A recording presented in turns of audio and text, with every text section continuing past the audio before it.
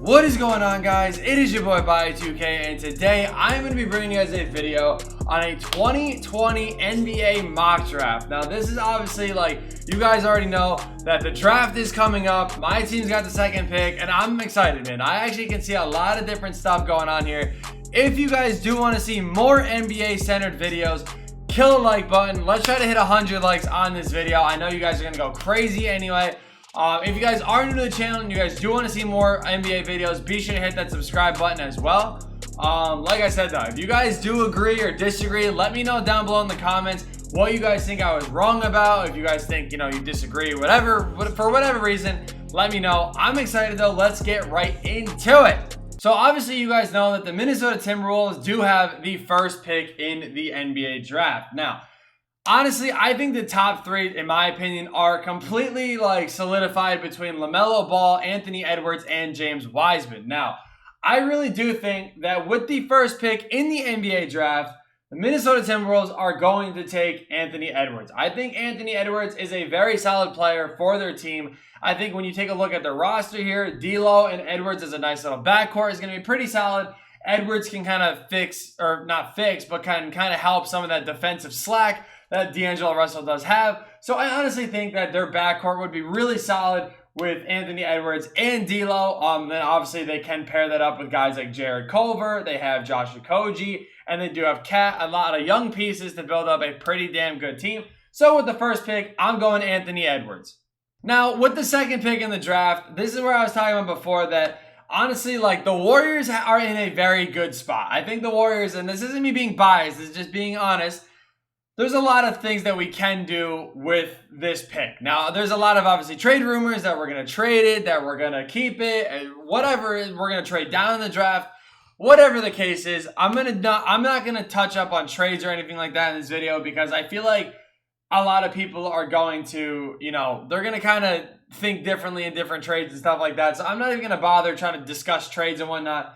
And if you're going to ask my opinion for the Warriors, I honestly am not going to be too mad with whatever we do as long as we don't trade the pick. Now, that I know that sounds weird, but I think the Warriors' best bet is either drafting James Wiseman at number 2 or trading down with a team like, I don't know, like the Knicks. Like the Knicks trade, or the Knicks said something something was released that said the Knicks are willing to trade Mitchell Robinson and RJ Barrett and the 8th pick to move up in the draft. Now, if we were to acquire all 3 of those for the second pick, I would do that in a heartbeat. However, though, keeping the number 2 pick as of right now, I think the very clear favorite to be chosen is going to be James Wiseman. The reason why, Wiseman is one of the few NBA-ready players already, and I think, obviously, him being the best center in the draft, he fits right into what the Warriors have. You guys can see Clay, Steph, Wiggins, Dre. All that's missing is that center. So I think without a doubt we have to go with James Wiseman. Next up is the Charlotte Hornets. Now the Hornets are in a very interesting spot for me too, because as I was saying before, I think the top 3 are very, it's solidified as being the 3 that I've already said. So obviously with the 3rd pick, I'm going to be taking LaMelo Ball here for the Charlotte Hornets. Now, the reason why is I know a lot of people are going to say, well, they have Devontae Graham and they already have Terry Rozier and all that sort of stuff. My thing is Devontae Graham is going to become a restricted free agent next off, or I don't think it's this upcoming offseason, but I think it's the next one. So Devontae Graham is going to want to probably get paid. He's going to probably want around 20 mil. And if they're not willing to do that, I mean, I think they have a great chance right now to take a guy like LaMelo Ball, who can be the future of their team. Now, that doesn't mean Devontae Graham's not good. They may keep him and try to run a backcourt of both of them. But as of right now, I mean, Terry Rozier is not a good point guard to build around. He's already getting not old, but he's already getting older. And again, he's on a terrible contract. So I think without a doubt, the Charlotte Hornets have to go with a guy like LaMelo Ball. I think that's going to kind of help build them a future with their team, get their team a little bit more noticed and stuff like that. You know what I mean? Then he may be able to pull in some other free agents because he's going to bring some hype to the team. But yeah, I think without a doubt, man, LaMelo Ball has to go number 3. Next up, we do have the Chicago Bulls. Now, this is, again, a very interesting thing that I think could kind of happen with this team. So when you take a look at their roster, Otto Porter just opted into his player option, so they're not going to have cap this year. They're obviously not. They have Chris Dunn. I don't know why it says he's making 16 mil. It says he's a free agent. I was going to say, I'm pretty sure he's a free agent, so I don't know why it said 16 mil. But Thaddeus Young is making a good amount. Thomas Satoransky is making a good amount. Yeah, Cristiano Felicio making almost 8 mil for no reason. And then you do have some good young pieces, though, between Lauri Markkanen, Kobe White, Wendell Carter Jr., they have Daniel Gafford, and then they obviously do have Zach LaVine.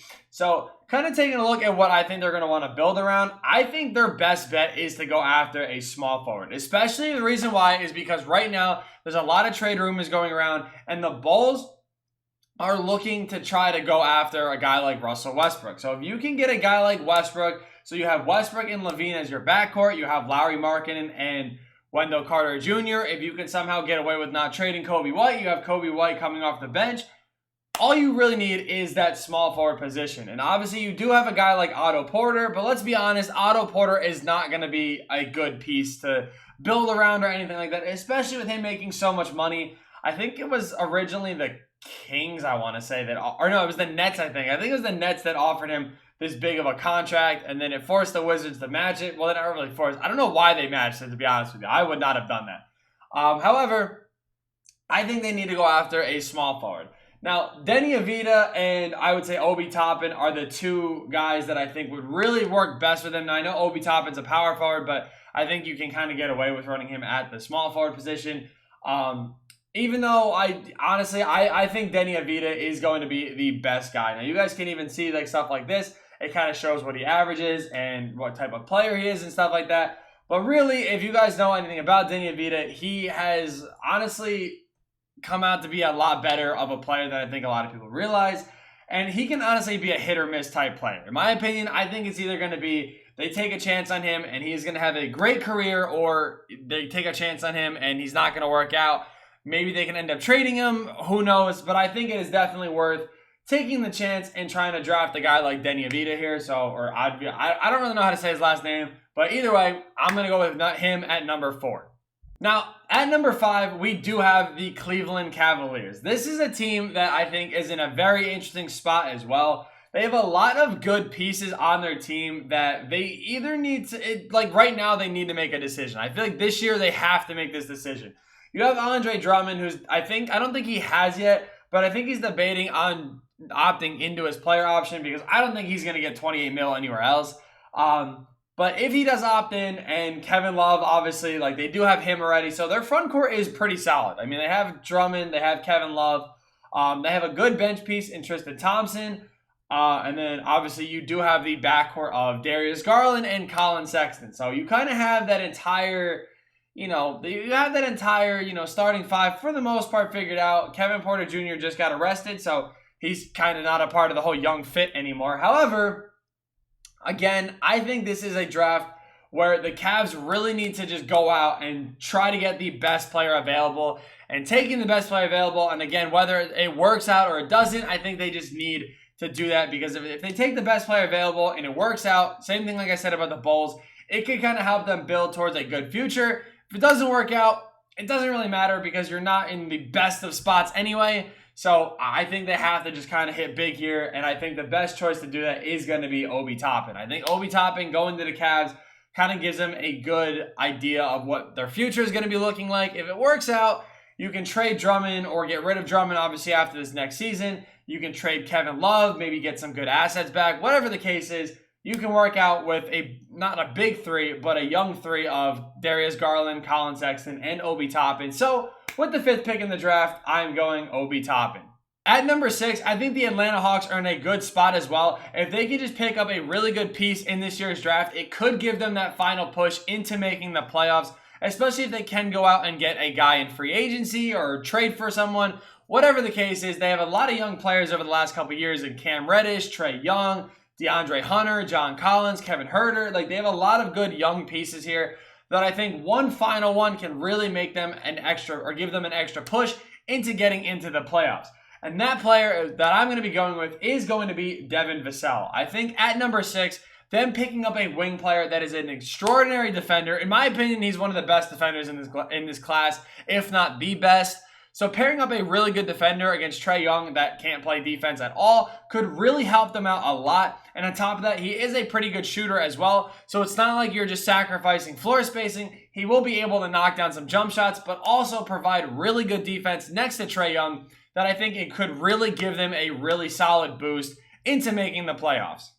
With the 7th pick in the draft, we do have the Detroit Pistons. Now, the Pistons are in a very bad spot. If we're being honest, there's not a whole lot of good stuff going on here. This is actually another team that I've heard rumors about the Warriors trading with.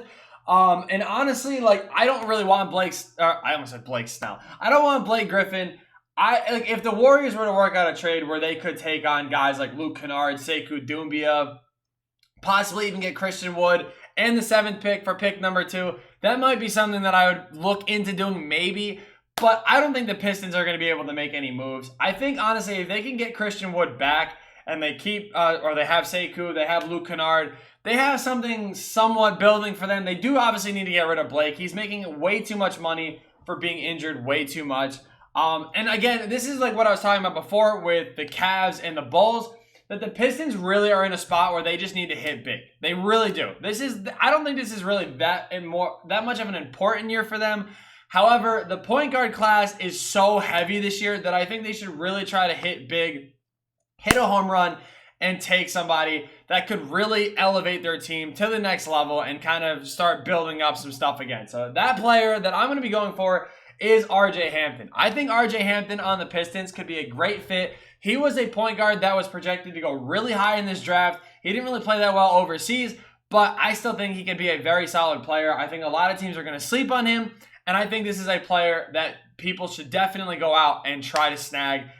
And I mean, it's unfortunate that he has to go to Detroit, and sorry if you're a Detroit fan, but your team is not in a good spot. But like I said, RJ Hampton to the Pistons, I think, is a great fit, and he's going to actually play pretty well there for them. So at number 7, I am going RJ Hampton.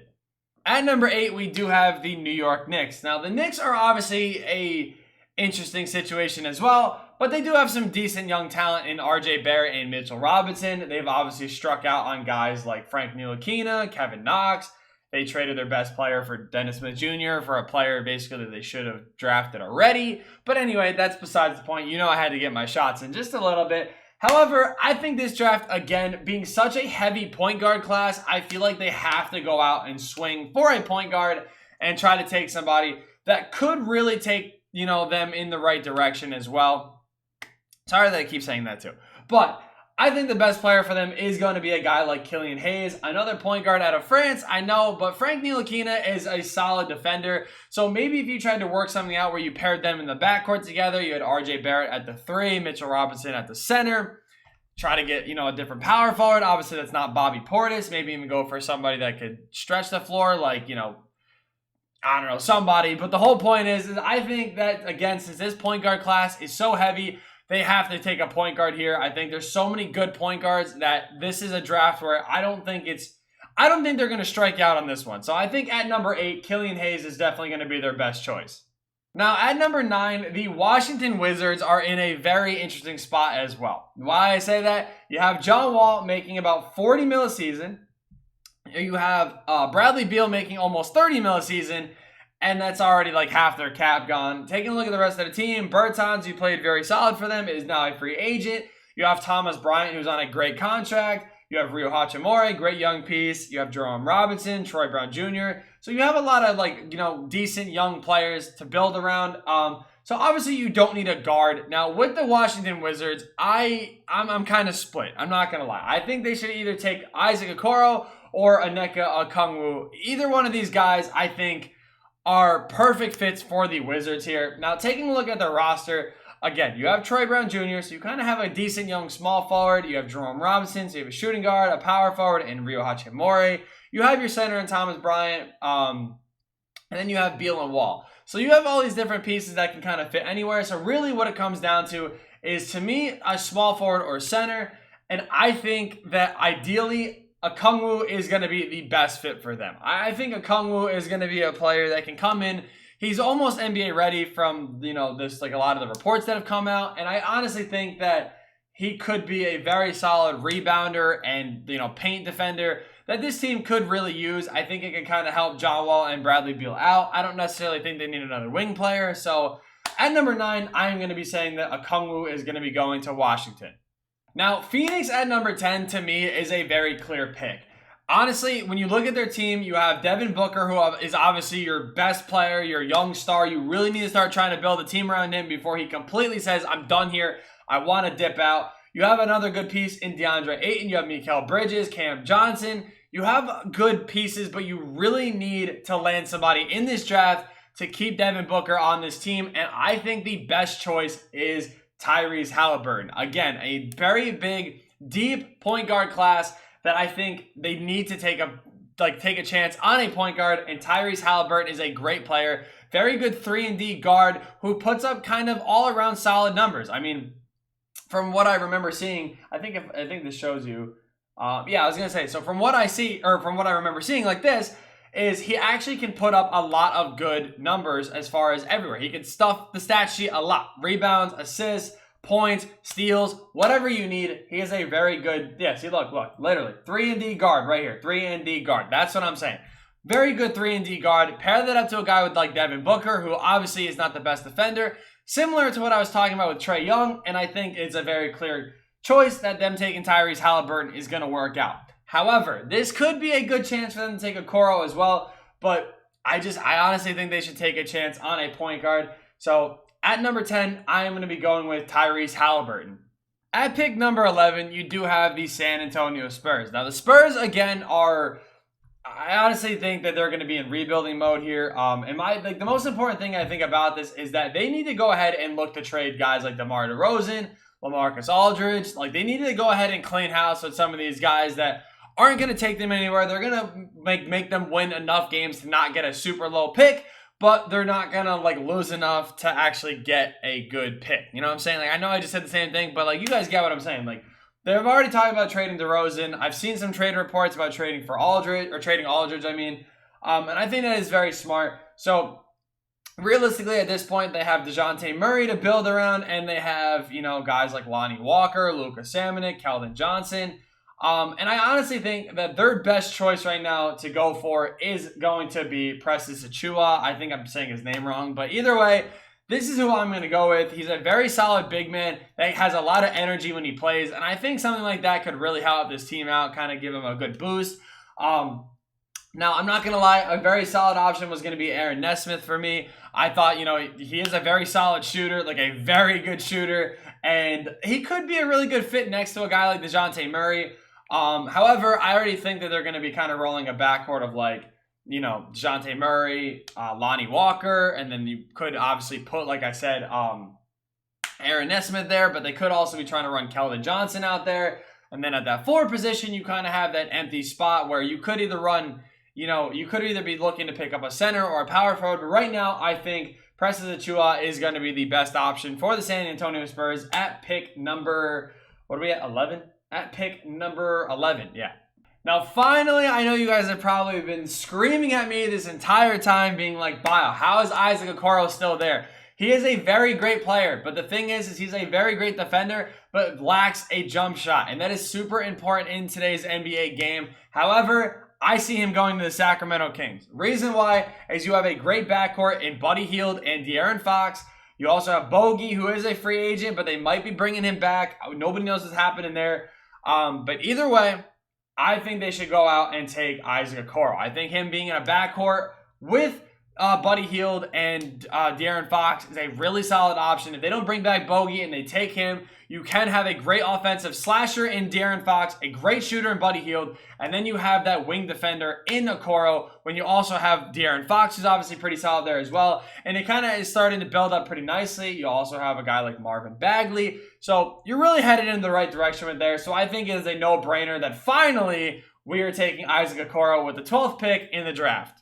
So next up, you do have the New Orleans Pelicans. Now, this is a team where this could obviously go anyway. They obviously have a very, young team all over the place. They have guys like Lonzo Ball, Zion, Brandon Ingram, Jackson Hayes, Josh Hart, Nickeil Alexander-Walker. So you have these, positions basically all filled up for what you kind of need. Obviously, now Zion is staying in that starting spot. Brandon Ingram is staying in that starting spot. Drew Holiday is a player that they're looking to trade, so that's something that can kind of obviously, you know, change like whoever they draft, or they could change, you know, whatever happens with what pick they have. I don't know what's going to happen there. But you already have your center in Jackson Hayes that you can kind of look to build around. So really at this point, you're just looking to take a player that could kind of make an impact. Now, Lonzo Ball, before the bubble, was having a pretty good season. In the bubble, he shot absolutely terrible. Like literally god-awful. So what I honestly think they're going to keep Lonzo in that starting five, at least for now. So I don't really want to draft around there. I honestly think that they're going to be looking more around a shooting guard. Lonzo is very good defensively. Zion kind of has that impact on defense. Jackson Hayes is a great interior defender. So I think when it's really coming down to is just whatever position they're kind of looking at. Now, there is obviously a lot of solid options here. Realistically, I think Tyrese Maxey is going to be the guy that ends up going to their team. I think it kind of fits that little hole right there that they kind of need as far as a wing player. And you guys can see for yourself, shot maker with a knack for clutch plays on offense and defense. They need a guy that can go out and score the ball. And honestly, I think Tyrese Maxey could be a very solid player. Also brings down a little bit of edge to defense as well. So you're not really you're going to kind of fill that little void that does fit with Brandon Ingram, because obviously Ingram's not the best defender. He's lanky, but he's not the best. So having another like somewhat good defender out there is really going to help him out. So I'm going to go with Tyrese Maxey with pick number 13. And finally, we are at the Boston Celtics here, which I'm not really going to talk about this one too much because the Celtics are in a great spot, obviously. You know what I mean? Like, they have Kemba, Jaylen Brown, Marcus Smart, Jason Tatum, Romeo Langford. Like, they're fine. They don't really need anything too big. But with this pick, I think they have to take Saddiq Bey. I think Saddiq Bey is a perfect fit for their team. Really just a perfect fit. That's all I'm going to say. Under Brad Stevens' coaching as well, I think they have to go out and take him. So that is who I'm going to go ahead and take. This is the overall drafting. I'm only doing the lottery as of right now. So if you guys disagree with me in any way, be sure to let me know. I mean, honestly, there is some stuff that I think can change. Like, obviously, like Aaron Nesmith is a player that I could see going to a lot of different teams. I mean, honestly, like, I could see him maybe going to the Hawks. I could see him even going to maybe the Knicks. I could see him even going maybe to the, I don't want to say the Suns, but maybe the Spurs. You know, there's a lot of things that could have changed. But this is the draft the way I think it's actually going to go. Looking at it now, there's really still nothing I would change about it. Now, obviously, like I said, some players are interchangeable. Like the Hawks could go for Okoro. Maybe they want to go straight defense, and maybe that's who they take. Maybe Devin Vassell falls to the Knicks, and they say, okay, we want a 3-and-D guy. There's a lot of stuff that can happen. Let me know your guys' opinions, though. Kill the like button if you guys want to see more videos like this. And, yeah, peace.